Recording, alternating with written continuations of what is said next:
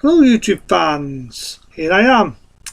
Now as I did Friday the 13th, why not Friday the 13th part 2. Now as you know, it wasn't a rant on part 2, but I do remember the name of the actress, which I sort of forgotten from when I did the first one.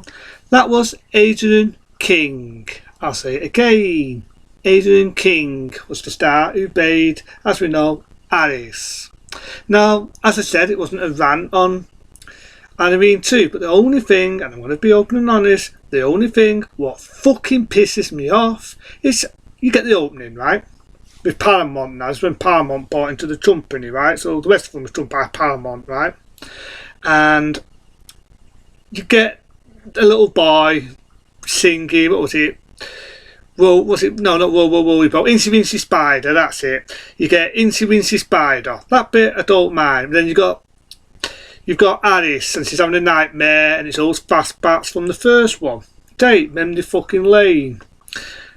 You get a bit of a psycho imitation where she's having a shower, don't get excited, she's not naked. If you've ever seen it, you know what I mean. And next thing you know, she gets a fucking ice pick in the head. That's right, you get a fucking ice bit in the egg. Now, head, I meant to say. She gets an ice bit, I was about to say, in the fucking head. Now, if there was a way I could cut that version out with that footage in and just show the opening with the Friday the 13th part 2 flying out, similar to the first one, and it's got part 2 on it, I fucking would do. I fucking would do, because that's the only thing what pisses me off. The rest of the movie ain't bad, but that bit wasn't needed. And in my eyes, definitely wasn't needed, because it never followed on why she got killed. And the point of it, after all the shit she went through in number 1, to see her get a fucking ice pick in the head just for a bit of door, it just made all the shit she went through pointless. I fucking hate it when they do that in films. I fucking hate it. But that's the only bit I will bitch about. The rest of Friday the 13th, part 2, is a good one. And it just been another actress I do like, that being Adrian Steele. That's right, Adrian Steele. She's brilliant. I loved her in April Fool's Day, and I loved her in this because she's not all fucking sexy and, you know, looking like a fucking mogul. She's natural. She's naturally pretty. She's funny, and she kicks fucking ass. I'll say it again. She kicks ass. Again, it's similar to the first one. They're going to a summer camp and they're getting bunked off one by one. Sad to say, Don Safini wasn't doing this one because he was doing the effects for another film I reviewed back in the same year, 1981. That being The Burning. I say it again, The Burning. But still not bad. There have been scenes that sort of censored down. Now, I know you can get the first Friday the 13th now in its tap, the uncut one. But I'd love to see another Friday the 13th in the tap. Because the thing with Paramount were, they always cut films to shit. Always. There's a good scene in it where the guy is telling a camp story about Jason, the boy, you know, from the first one. And there's little bits of me what wonders whether The Burning copied that, because there's a scene, but funny enough, came out the same there, where they was doing a summer camp story in that. So it's like, who copied who? But when you think about it, 81 was a good day. You had a lot of date slasher films. You had The Burning. You had another film I reviewed as well as The Burning. That being Friday the 13th, part 2. Not only did you have Friday the 13th, part 2, which I'm talking about now, you also had Halloween 2, another film I reviewed. That's the one I meant to say. Yeah, you had Halloween 2, and you had this. You also had The Prowler, and not only did you have The Prowler, but you had one of the most bloodiest ones ever made in that day of 1981. If people want to know what that is, it would be My Bloody Father Time, which again was heavily cut, done by Paramount. But happy to say you can now get that in its uncut form. Failure. I'll probably get into that one day if I ever do a review on My Bloody Father Time. But 81 was definitely a good day. Again, it's a whodunit, and the cameraman does the same scenes where he's filming a toss and he's hiding behind buses and he's doing peekaboo. And, you know, it's one of them who's done it. But the thing is, you do get a few do some deaths in it. You do get a lad who's paralysed. You know, you kind of feel sorry for him because he's about to get laid and he gets axed. I love this scene where it's filmed around the back. If he's going to get somebody's going to get him down the back, you know, he gets an ice pick slammed in the head. There's another scene, Daughter's dear, actually, Daughter's dear, definitely got a nice pair. But anyway, this lad's making out with her, and you get a fucking good scene where a fork, I think it's a fork, yeah, it's a fork, slams.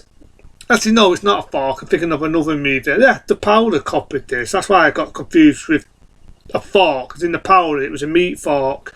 But in this, I think it's a spear. They get a spear, and when they're doing it, it slams in his back and goes on the other end. Again, I think that was also, Ben, this will just come up. Fuck off. Again, that was copied from another film. There was a film that come out, I think, early 70s, what's one of the early video nasties, what was called Bloodbath, which I think there's a lot of scenes in this, most of the Friday the 13th and other slasher films copied from that. And again, I say it again, there's a scene where they're doing it, and again, I was about to say, apart from it being copied from films, again, that scene was heavily cut. There's a lot of heavily cut scenes which sadly will never see the day of light. It does, if you've seen Friday the 13th Part 2, you know straight away who the fucking killer is. Yep, it's Jason. This is when Jason made his appearance before the hockey mask would later come into the next Friday the 13th one thereafter. But in this one he had a bag on his head. I'm not making it up. He had a fucking bag on his fucking head. But I kind of like it, it's cheap. It reminds me of another film, which was inspired by a true story, believe it or not, called The Dreaded Sundown. Have you ever seen The Dreaded Sundown? Look it up. 1977, damn good film. It's based on a true story about a killer, a serial killer. He went around with a bag on his head, not making this shit up, and went around killing women, around killing people. Very good film. I always say, if you can ever find it, get The Dreaded Sundown Killer. I think it's called The Sundown Killer, and it's a true story. Damn good film. And it reminds me of that when you see Jason with a bag on his head. You can kind of see where they stabbed it in the others and they went with a different mask. At this point, yeah, would you believe it? Jason, this little lad, he down in the bottom of the fucking lake. Suddenly he's now a Joe and fucking man with a bag on his fucking head. But, you know, I went with it. It's a fucking film at the end of the day. I'm not going to go too realistic. But I do love to see where he's chasing fucking Amy Steele when she outsmarts him. She pretends to be his fucking mum, puts a jumper on, similar to what I'm wearing, only a woman's, and she rams a fucking thing in his neck. I told us, if you've seen the sequels, you know he's not fucking dead.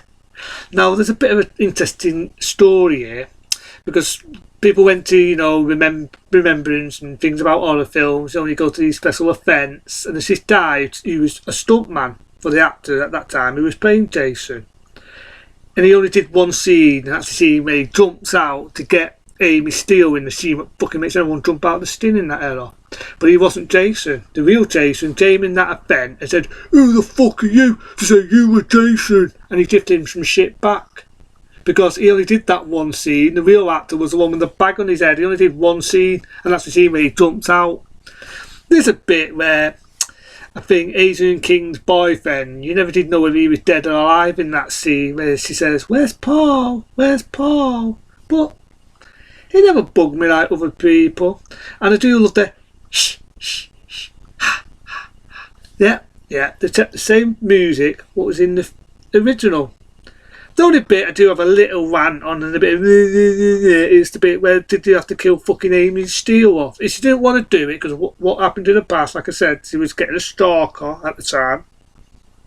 If she didn't want to be typecasted or any other reason, just don't do the fucking film. Simple. Just don't do the fucking film. Because it just never explained why he killed her. It never explained, well, there's one scene where it's mentioned that she went fucking missing and no one could ever find her in the Tamp story bit. All they had to do is just say she moved on, she made up with her mum and dad and she's living happy after, and she met a boyfriend and they're living to death, or, you know, an happy ending for the character after all the shit she went through. You did not have to ram a fucking ice pick in her fucking head. That's the only bit of fucking I laugh. The rest of the film though, from 1981, that's been Friday the 13th, Part 2, it's not a bad one. Until then, I might do more. Until then, I'll see you later.